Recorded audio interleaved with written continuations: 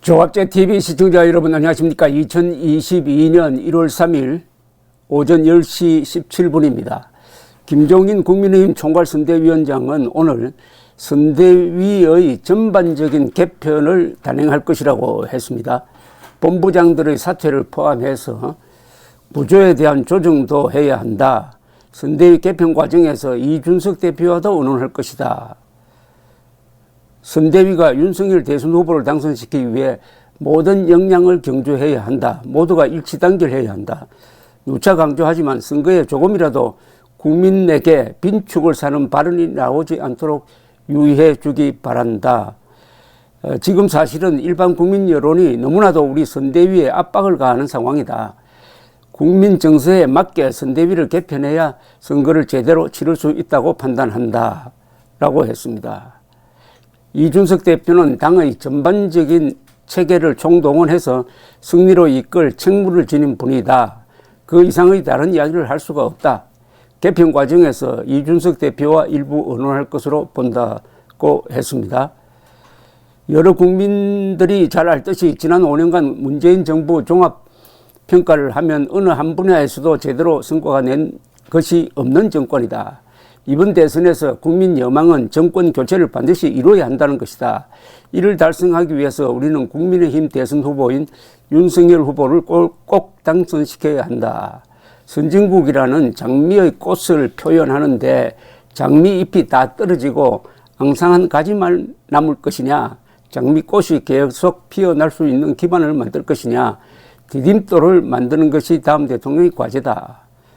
라고 했습니다. 내가 그립을 잡는다고 하는데 어떻게 그립 잡을 거냐 의심하는 분들이 많다. 내가 직접적으로 모든 것을 관리하려고 한다. 선거 때는 메시지를 후보 성향에 맞추면 안 된다. 국민 정서에 맞춰서 메시지를 내야 하고 그런 게 지금껏 부족했던 것이라고 했습니다. 솔직히 말해서 무슨 말을 하는지 잘 모르겠습니다. 선대위 도대체 출범한 지가 얼마나 되는데 이제 와서 개편한다고 하면은 이 또 개편하는 걸로 해가지고 시간이 몇 주 흘러가 버리면은 그만큼 역전할 수 있는 타이밍을 놓치게 되는 것이죠. 이제 모든 것은 윤석열 후보의 결단에 담겨 있습니다. 영어로 이런 순간을 Moment of Truth라고 합니다. 진실의 순간이라고 합니다. 그 진실의 순간은 윤석열 후보 본인이 자신에게 물어야 하는 겁니다. 내가 진실과 마주할 용기가 있느냐는 거죠. 그냥 기자들 기사 쓰기 좋게 하는 그런 발언 말고 이제는 국민 그리고 역사와 함께 자기의 진실을 찾아야 합니다. 그러려면은 좀 정리된 시간을 가질 필요가 있다고 생각합니다. 하루라도 혼자 있을 시간이 필요합니다. 지금 윤석열 후보의 위기는 어디서 왔느냐? 딱 한 사람을 꼽으라면 이준석 때문에 왔습니다. 이준석은 국민의힘이라는 심장에 박힌 가시입니다. 이 가시를 품고 계속 갈 거냐? 아니면은 좀 출혈이 있더라도 뽑을 거냐 하는 문제를 빨리 해결해야 합니다. 그리고 이준석이 바로 하이에나입니다.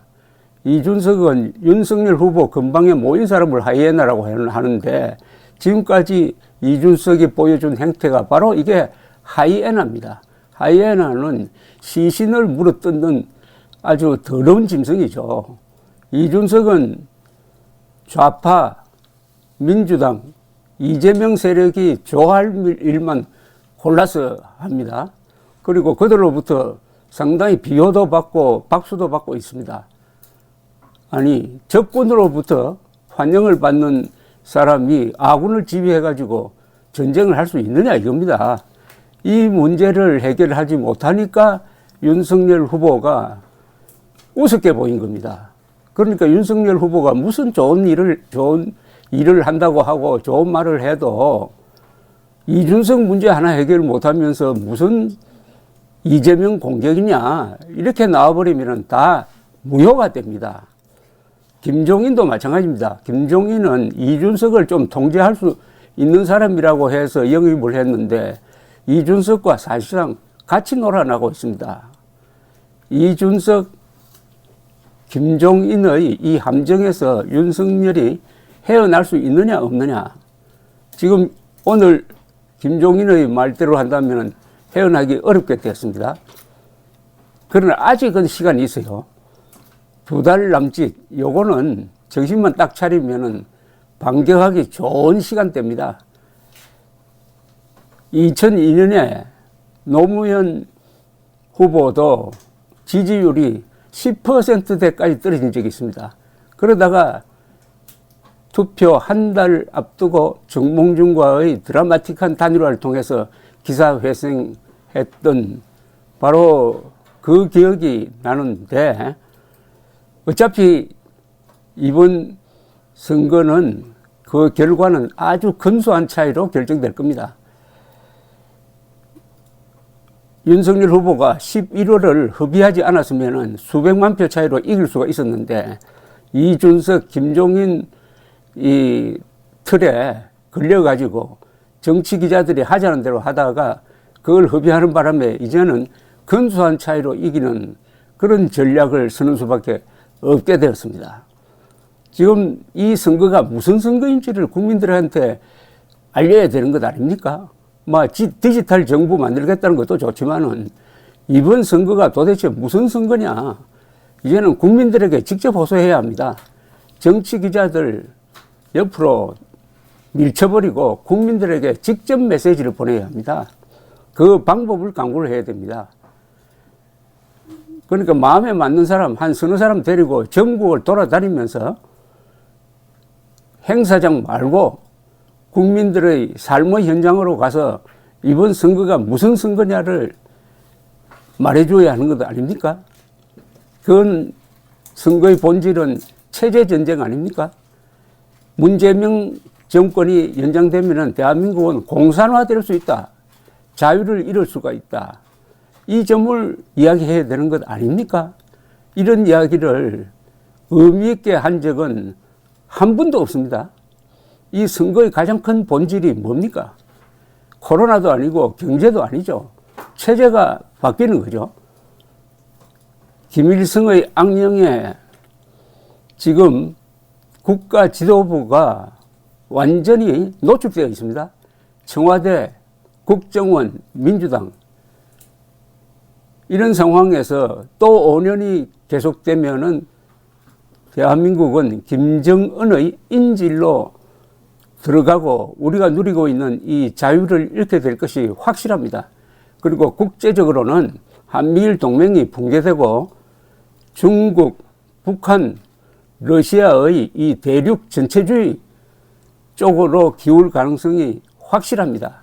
그 점을 윤석열 후보가 국민들에게 쉬운 말로 알려야 되는 것 아닙니까? 그게 선거운동의 본질 아닙니까? 그런데 어떻게 핵 문제가 가장 큰 이슈가 되어야 하는데 그게 실종된 이런 선거판의 책임은 누굽니까? 핵 문제, 이념 문제, 종전선언 문제, 탈북자 문제, 북한 인권 문제 이런 걸 이야기해야 될 후보가 이재명 후보입니까? 윤석열 후보 아닙니까? 이게 표가 안 된다고 생각하는 거기서 이미 지고 들어가는 겁니다. 이게 바로 윤석열 후보가 마주해야 할 한반도의 진실입니다. 한반도의 진실은 뭡니까? 민족사의 정통성과 삶의 양식을 놓고 다투는 타협이 절대로 불가능한 총체적 권력 투쟁입니다. 민족사의 정통성, 삶의 양식, 그리고 하나 더 보태면은 선과 악을 놓고 다투는 싸움에서 윤석열 후보는 대한민국 대표입니다. 대한민국 대표 선수입니다. 이재명은 김일성 세력의 대변인 아닙니까? 이 점을 국민들에게 알리지 않고 어디서 표를 얻겠다고 하는 겁니까, 지금? 진실의 순간이 왔습니다. 그리고 여기에 대전략으로서 너무나 당연한 거지만 안철수 국민의 당 후보와 단일화 협상을 지금 당장 시작해야 합니다. 협상하는데 시간 걸립니다. 한 달 걸릴지 모릅니다. 이달 안으로 가능하면 구정 전에 단일화에 합의를 해야 합니다. 그래야 희망이 생깁니다. 지금 방치하면은 윤석열 안 되겠다 하는 패배주의가 확산할 가능성이 많습니다. 이렇게 되면은 공무원들이 눈치를 봅니다. 공무원들이 노골적으로 이재명 편을 들게 됩니다. 수사기관도 마찬가지입니다. 그리고 누구를 찍을지 이렇게 상당히 재고 있는 중도에 있는 사람들이 윤석열을 포기할 때는 도미노 현상이 일어날 가능성이 농후합니다. 일생일대의 위기이자 일생일대의 찬스입니다. 위기라는 말은 말 안에 위험하다는 말과 기회라는 말이 같이 있는 겁니다. 이걸 기회로 만들 사람은 윤석열밖에 없습니다. 누구와 의논할 필요도 없습니다. 본인이 본인에게 물어야 합니다. 나의 진실은 뭐냐? 한반도의 진실은 뭐냐? 감사합니다.